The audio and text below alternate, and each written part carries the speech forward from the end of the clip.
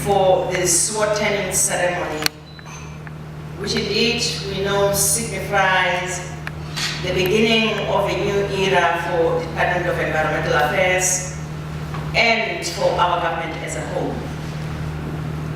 The green building for which we are turning sod today here, ladies and gentlemen, is the first purpose-built, no retrofitted. You've been told, you saw it. A green building indeed for government and also in the history of South Africa. Ndate Maseda says DG was the only person signing this MOU, the agreement on that day throughout the continent. I think he is very right, because this is actually history in the making. One of the first of this nature. Let's compare those that have passed a few years ago. It's not quite at this level. We have, through this investment, taken a very bold step, ladies and gentlemen. A step towards ensuring that our infrastructure can meet green output specifications, which are outlined in the climate change response policy.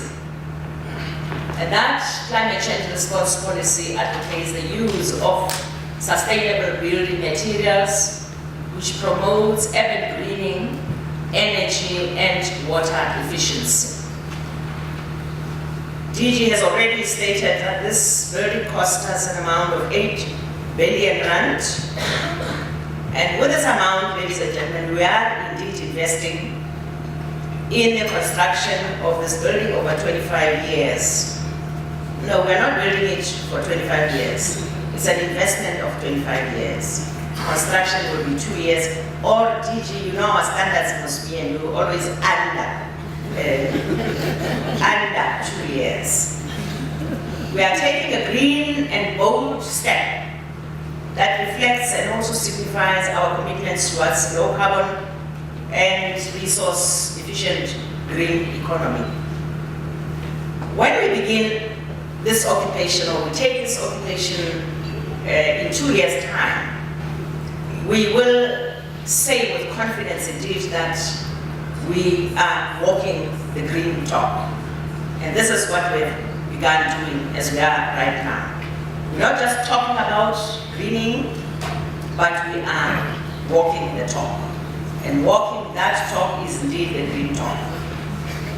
We have, through this investment, taken a very bold step which will ensure that our infrastructure can meet green output specifications, as I said earlier on. And this policy advocates, amongst others, the use of that sustainable building material. And this, ladies and gentlemen, is indeed an energy efficient building, resource efficient and environmentally responsible. It incorporates in its designs the construction and operational practices, the approaches that significantly reduce or even eliminate the negative impact of development on the environment and the occupants of that environment, which is us, humanity, the human race.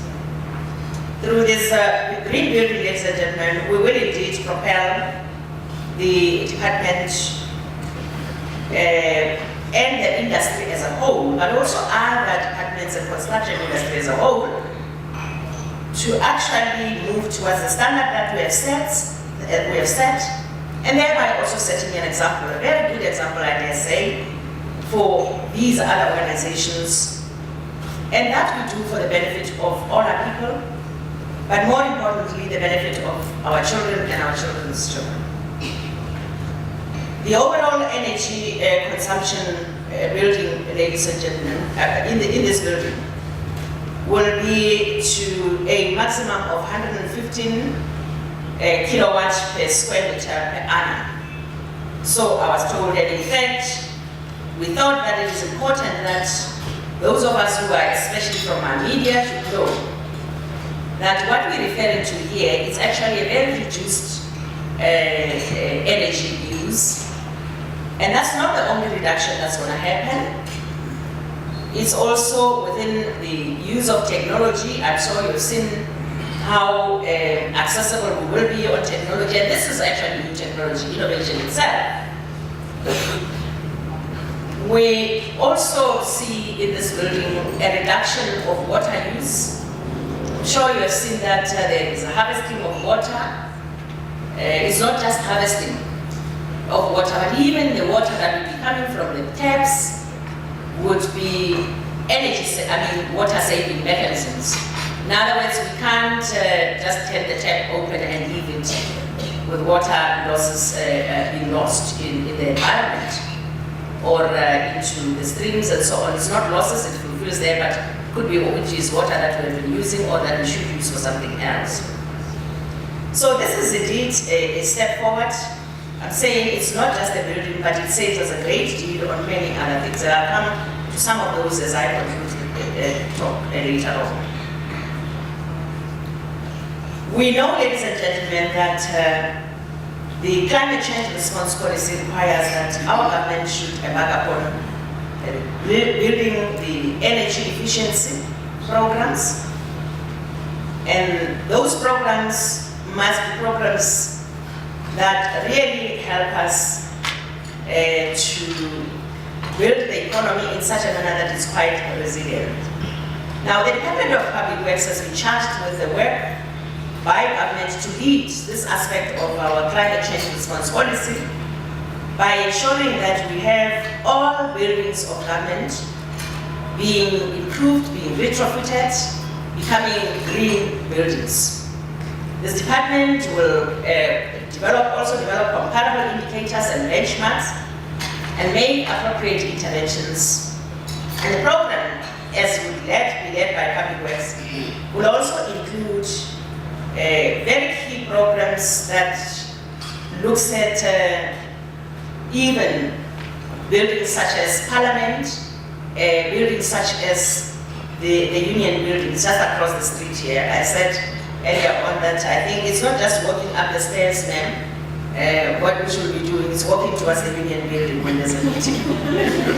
And I'm sure I'll be there to lead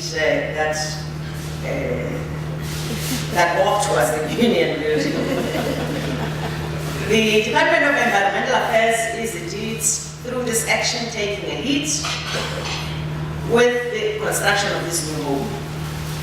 And this lead will actually be a living example for the nation's climate change interventions or response, rather actions that are in response to the white paper or the policy document. Once our green building is ready for occupation, we will aim for also a 5-star rating from an independent audit by the Green Building Control of South Africa, who I'm told, DG, you have been consulting with over various key phases of this project since its inception.